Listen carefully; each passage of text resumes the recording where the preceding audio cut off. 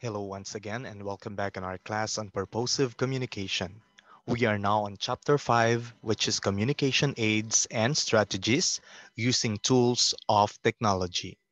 Before we move on with the class, let us try to look at this.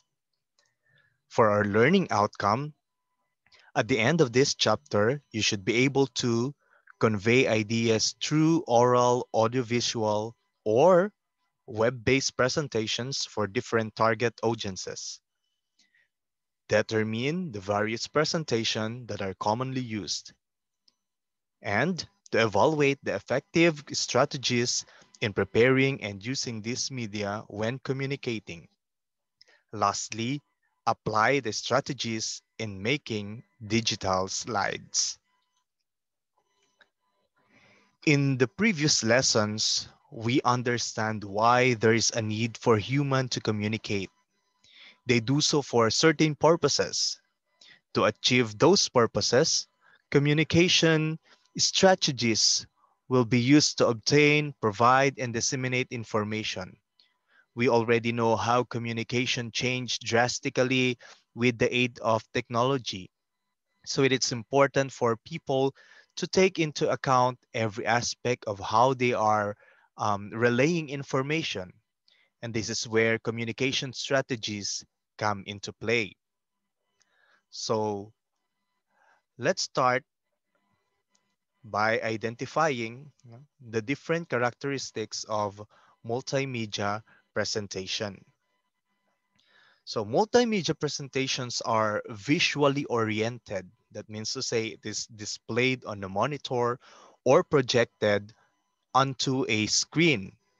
That means also they allow users to use different modalities such as video, animation, text, graphics, audio, and photography.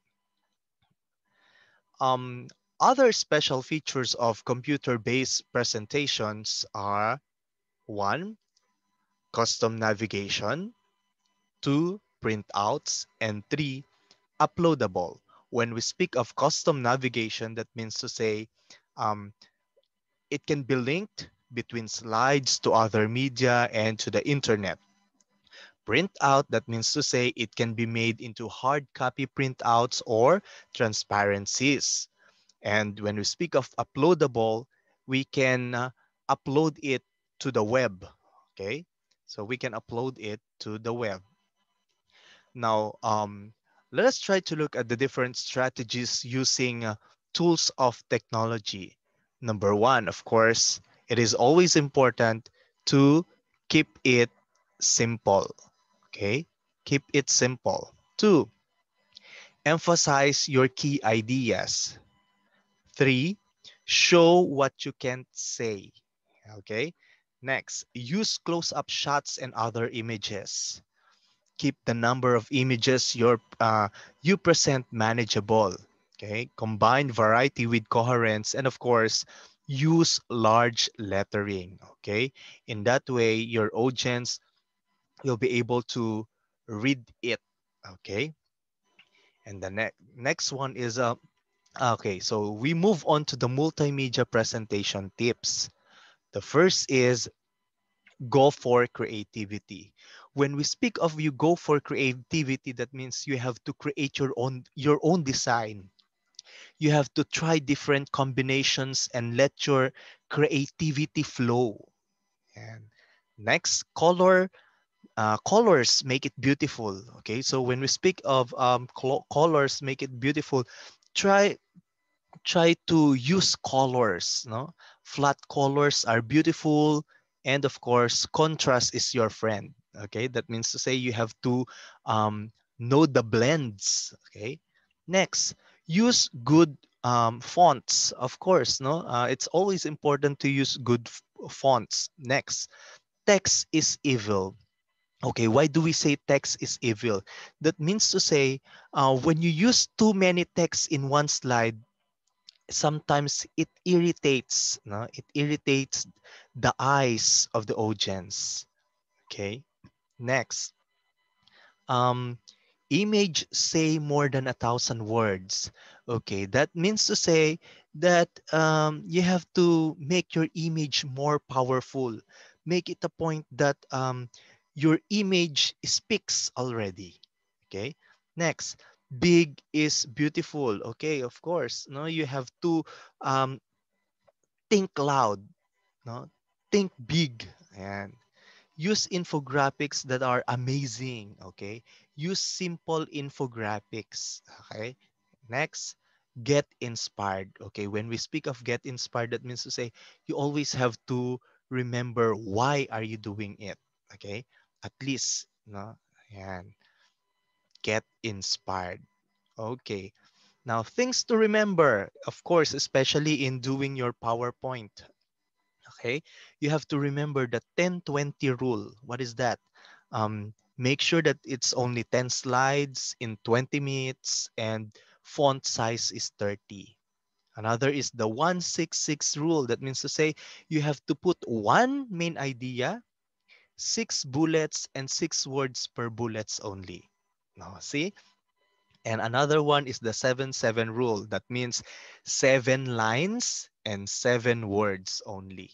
Okay. And of course, the 9 P's, that is prior proper preparation prevents poor performance of the person putting on the presentation. And don't forget that. Don't forget, especially when you are going to give your presentation. Okay. Also, when you are going to use a PowerPoint presentation. Okay. Now moving on to our main topic, which is on communication aids. When we speak of communication aids, it is anything that helps an individual to communicate effectively, to be understood fully by the listeners or by the audience. Okay, it comes in different shapes. Okay, different shapes, and these are also visual support used to make presentation interesting and effective. Okay. Um, just like this. Now, what we are doing actually, what we are using is actually a communication aid. Okay. Now, there are different technology-based communication aids. Okay. So we have text message. Okay. Text messaging is also a communication aid. The second one is the use of social media. When we speak of the use of social media, that means the use of Facebook, Twitter, Instagram, Pinterest, no, and the likes. Okay. The next one is video conferencing or video conference. Okay, video conference is a live visual connection between two or more people. Okay, we now have what is common now is the Zoom. Okay, the Zoom or the Google Meet, and that's a video conferencing. The next one is an email.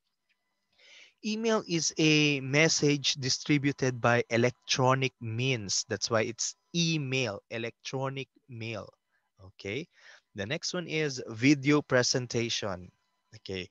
When you speak of video presentation, it is typically a video, okay, segregated as a slide uh, or slides. And of course, the last one is the PowerPoint presentation. I know everyone is very much familiar with PowerPoint presentation already because this has been the most common tool when it comes to academic presentation, and not only academic presentation. Most of the time it is also used in business presentations. Okay. Other communication aid examples. Yeah, I already have told you PowerPoint.